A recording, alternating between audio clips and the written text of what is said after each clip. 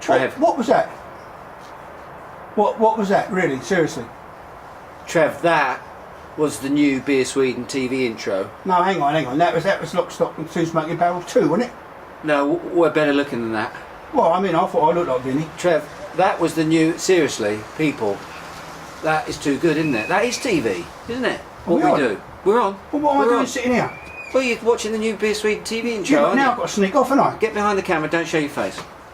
Hello everyone and welcome to the... Wet. Don't break the chair. Hello everyone and welcome to this subarctic... Trev, we're going to come back to that. New edition of Beer Sweden TV. Here's the deal though. The intro's pretty cool, Trev, don't you think? Flipping brilliant, mate. Yeah, but everything else is the same. Everything else is rubbish. Everything else is actually completely It's a bit the same. anticlimactic after that. It is really. I'm a bit... it's good though, isn't it, Trev? Brilliant, mate. Seriously. Do you want to tell them a little bit about your day? When, I've got little girls over there waving, coming home from school. Hello. When we filmed it. Stop waving at little girls, because otherwise... You got to cut that out. Carry on. Always carry on. They always say, just keep going. The day when we filmed it, Trev, do you want to talk about that? It was brilliant. Yeah, I had to teach you how to walk like a man. If you notice at the end, everyone, we sort of walk off into the... I was walking normal like a bloke. You were walking like... And I felt like I sort of... How'd you spell Larry Grayson? Like a fruity bit between your butt cheeks. I felt like I crapped myself, actually. I had to walk a little bit. But anyway, I think it worked well. I'm very pleased with it. What we're trying to do with Beer Sweden TV from this point on is we're going to be more regular, Trev. It's good to be regular, isn't it? Fibre and all that. So we are going to post a new episode of Beer Sweden TV. We're going to commit to you people because you've followed us for so long. God bless you. And we're going to post one episode of Beer Sweden TV every Wednesday on beersweden.se. Okay, that's the new format. Also, we're going to promise, Trev, that we're going to keep episodes to under 5 minutes. 5 minutes. 5 minutes an episode. How long have we got? Hang on, I've got to adjust because I didn't have time to have all this set up. I was so excited about the new intro. I was so stunned by the video. And the theme tune. Oi, oi, oi, oi, Trev. I must be honest, first time I heard it, I thought, nah, and now it's completely brilliant. I know, it's brilliant, isn't it? And the way that the video geezer has done all the letters in sync to the music, it's brilliant. Jakob. Brilliant. He's done a good job, hasn't he? Yeah, but give a shout out to the people who do the music. I'll tell you what I'll do. I'm going to click the fingers and I'll give you all the sort of the people behind that made the magic happen. Brilliant. Nice walking, by the way. Seriously, well brilliant. Anyway, and nice Doc Martens, may I say. Thank you very much. Anyway, that's not what we're here for. What are we here for, Trev? Oh, yes, I'll try beer. Try beer. Shall I put this away? Go on then. I'll put this away. As you can see, we're outside because, as you know, if you've been following Beer Sweden for some years now, we're pretty hardcore, Trev, aren't we? It's, what is it, minus 20? I think I pulled a muscle there, Trev. It's minus 100. 100, really? What, Fahrenheit or Fahrenheit. No, it's not. It's weird sort of winter we're having, isn't it? It's about +5 in Umeå. It's not really at the end of November. Exactly. Something wrong. But it's about 1 o'clock in the afternoon. We've got the lights on. It's pretty dark up here. Listen, obviously to live up to the new commitment of doing an episode in under 5 minutes, I think I should open this beer by now. Trev, we've got 30 seconds. Okay, now listen. Before I do, I've got to tell you about it. Can you zoom, Trev? Can you still do that? I can't remember what the button is. I'm serious. Hang on. Or shall I move to... Oh, there we go. Here we go. If we can't move to the mountain, have you got it? Yeah. Look at that. Look at that, people. I'm not sure if I want to be called a mountain or mermaid, actually. I know exactly. That's why I actually stopped myself from saying it, because I didn't want to get into trouble. Courage, Imperial Russian Stout. So it's English, is it?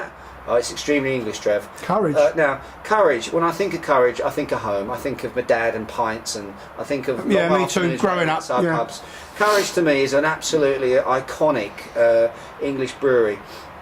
But this story behind this beer goes back a lot further than that. I think you have to go back to the Anchor Brewery, which is one of the most historic breweries in the UK. When they started, and they were basically on the site of the old Shakespeare, the Globe Theatre. Oh, the Globe, right. In Southwark, isn't it? In Southwark.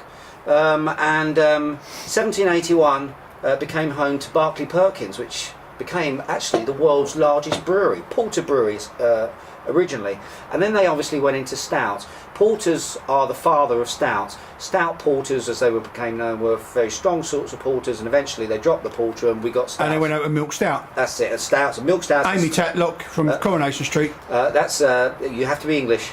That's really kind of the derivation of this style. Of course, this is Russian Imperial Stout. What was that all about? Well, there was lots of trade going out to the Baltics.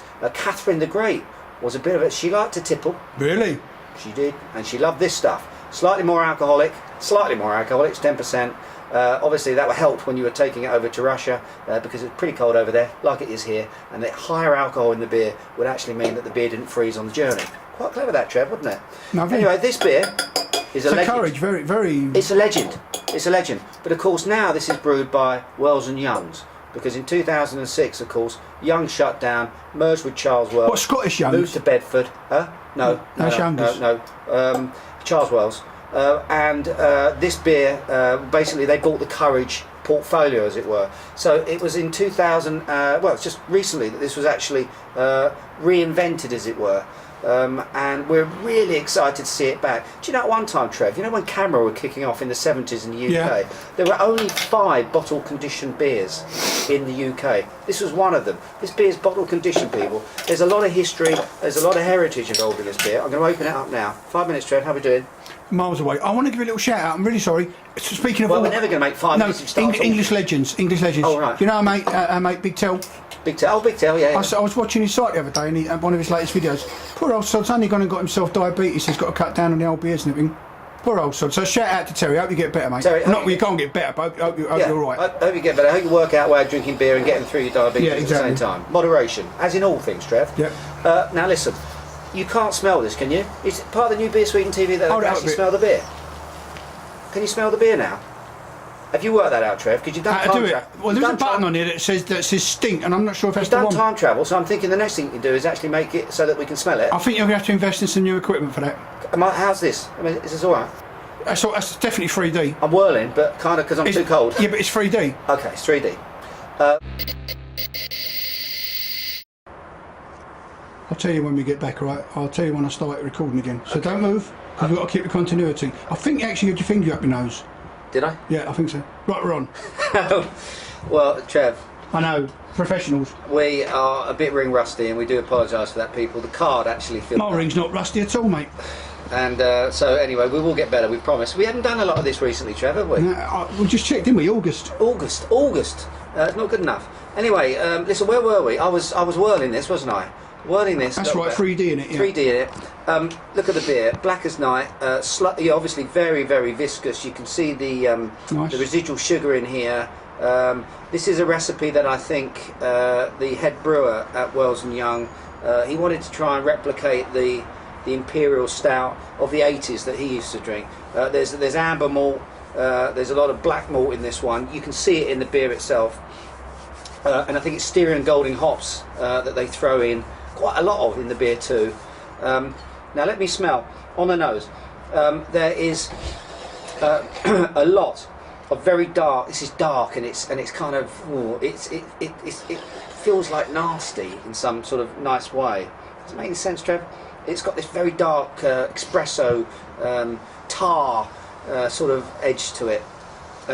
It doesn't feel, it feels aggressive at the moment, and I think actually that's going to be something that we're going to pick out in the mouthful. Lots of sweetness up there, and then there's a kind of a slight plasticky sort of note to it. I would suggest, Trev, that this isn't quite ready yet. This is a beer that is absolutely designed to be aged. And I would say that this needs a couple of years on it in order to really open itself up. But having said that, it's still pretty gorgeous stuff. Coming to the Systembolaget December the 1st, which is next week, I think, in real time, Trev. You haven't manipulated the time continuum. Not I know of. In that case, I think it's still going to be next week.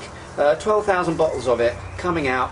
Buy it. Simple as that. Buy one or two and stash one of these away. This is a keeper. Absolutely a keeper. In terms of rating, Trev, we're rating beer again. Was it 1 to 5, Trev? Didn't we go over to 1 to 10? Do we? No, I think it's still 1 to 5. All right. We'll still do 1 to 5. I'm going to give it. But we'll have points, aren't we? Yeah, we do points. Yeah. I'm going to give it. I'm going to give it 4.1. 0.1, all right. 0.1, and I'm saying that now, drinkability now. It is an awesome Imperial Stout. It is quite high, but of course it tugs on the old heartstrings a bit, Trev, because it's courage and it's me old, you know, it's the roots. So I suppose there's a bit of that thrown in there, and I'm not going to make any secret of that. Beer's all about that to me. You know, it's about subjectivity. It's subjective. It's about history. It's about memories. It's about so much more than just the beer itself. And to me, this kind of pushes those little buttons. So 4.1 from me, but with the proviso that it's probably going to rise to over 4.5 if you give it 2, 3, 4 years of aging. Okay. That's it, Trev. 5-minute episode, first one. What do you think? Well, was it 5 minutes like just now? Yes, it was. No, it wasn't. Yes, it wasn't. It. We'll this isn't an argument. Yes, it is. If I start an argument, I have to hit a contrary position. We'll cut it. We'll cut it, Trev. We'll cut it, Trev. That was never 5 minutes just now. Do you know what I mean? Yeah, that's it. That's 5 minutes. No. You never seen Monty Python? That was never 5 minutes just now. Oh, I only came in here for an argument. Yeah. Okay, listen. We're going to stop it there, and what we're going to do, Trev, is we're going to crank up the new outro music. Are you ready?